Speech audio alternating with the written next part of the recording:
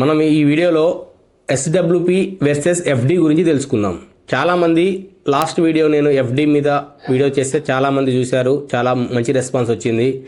ఈరోజు మనం ఎఫ్డి కంటే మ్యూచువల్ ఫండ్స్లో ఎస్డబ్ల్యూపి ఎంత బెటరు, దానికి దీనికి కంపారిటివ్లీ విత్ ఎగ్జాంపుల్స్తో సహా మనం ఈ వీడియోలో నేర్చుకుందాం.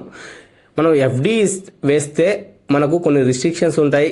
అంటే 3 years వరకు తీయకూడదు, 2 years వరకు తీయకూడదు. మనం ఒకవేళ విత్డ్రా చేసుకోవాలంటే మళ్ళీ ఆర్డీ వేసుకోవాలి. ఇట్లా మనకు అలా వచ్చే రిటర్న్స్ కూడా 6%, 6.5%. ఆ సీనియర్ సిటిజన్స్ ఇట్లా దీన్ని బట్టి కొంచెం తేడా ఉంటుంది. మోస్ట్లీ 6.5, 7% మాత్రం కన్నా ఎక్కువ ఇవ్వరు. మనకు బయట 7% ఇన్ఫ్లేషన్ రేట్ అన్నది ఎవ్రీ ఇయర్ మనకు 6 to 7% ఉంటుంది.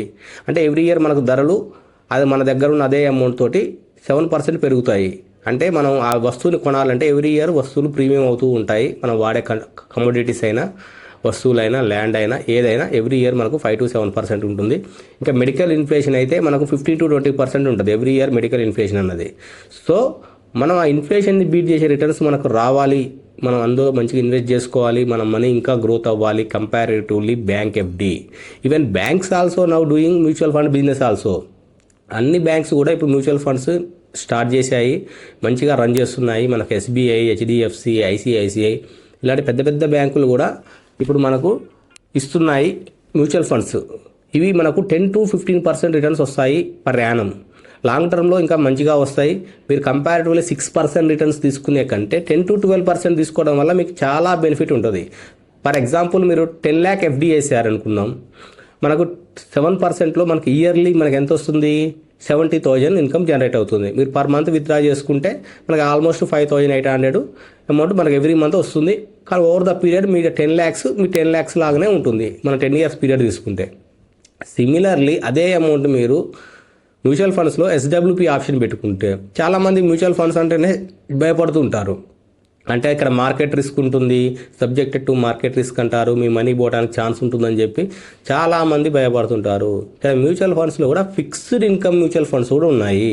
మీకు అంత హై వాలటైలిటీ అవసరం లేదు. మీ రిస్క్ మీటర్ ఉంటుంది, రిస్క్ తక్కువ ఉన్న మ్యూచువల్ ఫండ్స్ కూడా ఉంటాయి. అవి సెలెక్ట్ చేసుకుంటే మీకు 10 to 12% రిటర్న్స్ సింపుల్గా వస్తాయి.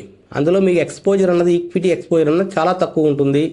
మీన్స్ అంటే స్టాక్స్లో అందులో మీకు ఓన్లీ 20 to 30% మాత్రమే ఉంటుంది. మిగతాదంతా గవర్నమెంట్ బాండ్స్, ఇట్లా గోల్డ్, ఇట్లా డైవర్సిఫికేషన్ చేసి ఉంటుంది. సో మీకు ఆ ఫండ్ మేనేజర్ అనేవాడు ఇంకో 10 to 12% రిటర్న్స్ వచ్చేలా మీకు చూస్తూ ఉంటాడు. ఇలా మీరు సైమల్టేనియస్గా మ్యూచువల్ ఫండ్స్ ఇన్వెస్ట్ చేయడం స్టార్ట్ చేయండి. పెద్దవాళ్ళు ఎఫ్డి కంటే ఇది చాలా బెటరు, మీకు మంచి రిటర్న్స్ వస్తాయి.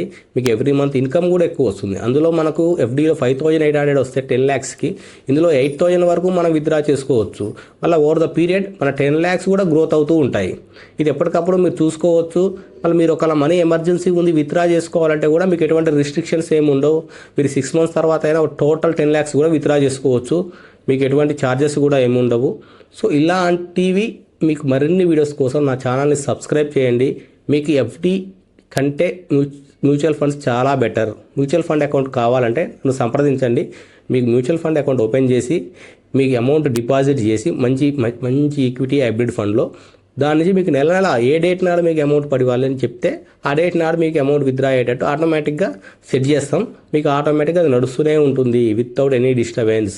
మీరు కావాలంటే మీరైనా లాగిన్ అయ్యి దాని నుంచి విత్డ్రా చేసుకోవచ్చు అమౌంట్.